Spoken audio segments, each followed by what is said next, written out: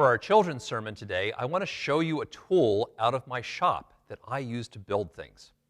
This is a hammer that I have in my shop, and you know, it's an old hammer, and it's not very fancy, and it's not cool like a power tool, but it's a special hammer to me because this was my grandfather's hammer. So every time I pick up this hammer and I go to use something, I remember my grandfather. That's what makes this special to me because it helps me to remember a person who was really special in my life.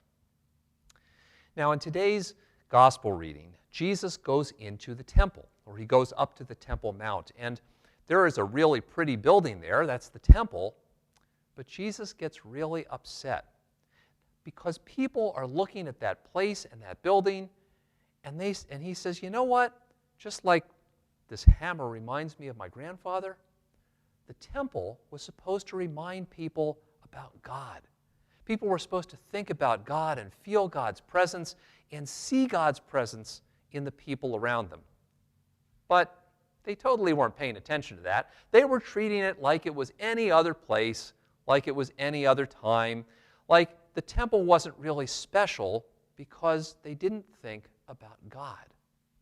And that's really what made the temple special. It probably was a pretty big and cool place, but Jesus said what made the temple special was not the building itself, but the fact that it helped people to connect with God. And if they weren't using that building to help them remember God and connect with God and connect with each other as God's people, then it wasn't the special place that it was supposed to be. Now, maybe in your house, there are some things that you think are special, you find special to you, or your parents say, this is really special. Maybe because, like this hammer, it's connected to to somebody's parent or grandparent, or an aunt or an uncle, or it's something that reminds you of a special time that you shared together. Whenever we have special things, whether it's the hammer or the temple, what makes those things special is not the thing itself.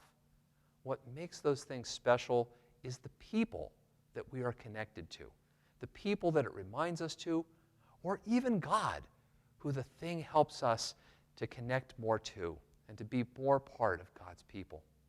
So whenever you have a special thing, whenever something your parents tell you is a special thing, and you don't know exactly why it's special, ask them about the people that make that thing special.